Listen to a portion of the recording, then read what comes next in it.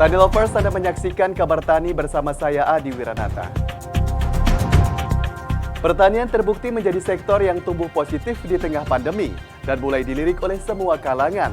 Tak hanya masyarakat perkotaan dan generasi milenial, bahkan pertanian juga telah dilirik kalangan selebriti. Seperti yang dilakoni oleh penyanyi dangdut Jenita Janet yang memiliki bisnis hewan ternak.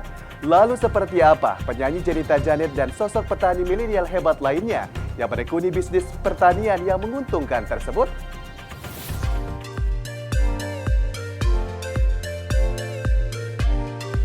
Pandemi kayak gini kita butuh sesuatu yang memang harus bersentuhan dengan alam. Bener. Kita butuh energi alam semesta. Ya. Jadi salah satu ya itu kita harus kembali ke pertanian, kita kembali ke tumbuh-tumbuhan, tanaman, buah-buahan, sayuran. Itu benar-benar jadi energi buat baru kita, ya. energi baru.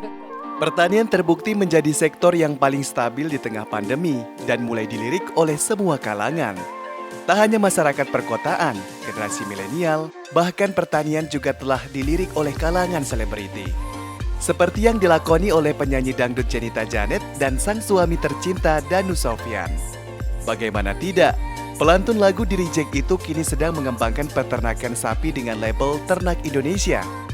Menurutnya, selain telah menjadi cita-citanya sejak kecil, menjadi juragan ternak ternyata cukup menarik untuk dikembangkan sebagai lahan bisnis yang menguntungkan.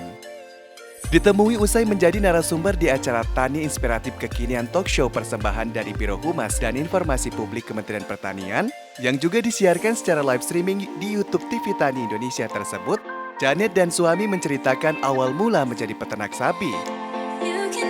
Mungkin awalnya dulu saya sempat nganterin istri nyari ternak ya, nyari hewan kurban ya. Ketemulah ada satu peternakan sampai akhirnya saya coba nanam invest gitu ya dari anakan. Sampai singkat cerita, gimana kalau kita merger aja nih, joint venture nih. Akhirnya kita bikin PT baru.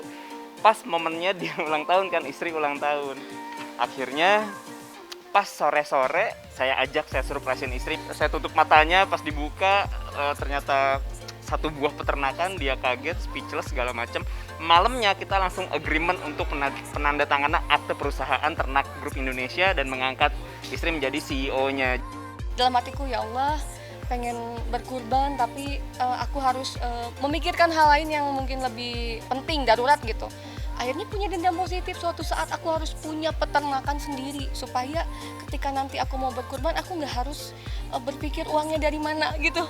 Dan ternyata Allah mengabulkan itu sekarang. Iya, yang pasti buat anak-anak muda, milenial seluruh Indonesia, jangan jangan malu bertani, beternak. Malulah kalau nggak ngapa-ngapain. Ya, jadi yang harus kita lakukan adalah gimana caranya kita bisa terus bergerak.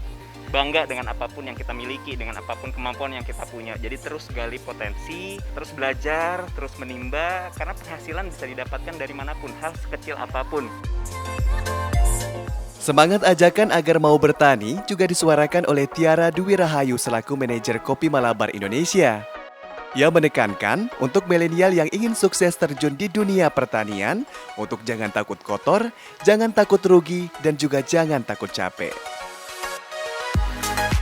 Pertama, jangan takut kotor, jangan takut rugi, dan kedua tuh jangan takut capek. Karena ternyata kalau udah turun terjun ke perkebunan itu, ternyata stress relief, terus capek itu jadi nggak ada. Kita jadi, saya juga berpikir sekarang orang-orang lebih banyak nyari yang hijau-hijau kan. Dengan bertani itu kita bakal, tanpa sendirinya kita udah langsung lihat yang hijau-hijau juga gitu.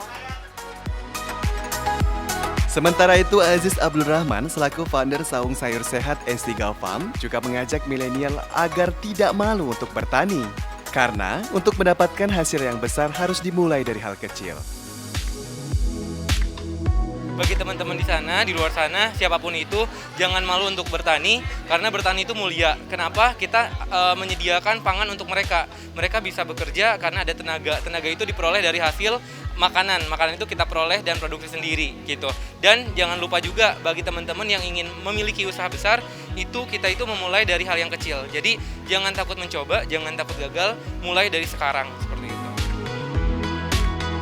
Demikianlah Kabar Tani edisi hari ini. Saya Adi Wiranata mewakili kerabat kerja bertugas mengucapkan terima kasih atas kebersamaan Anda.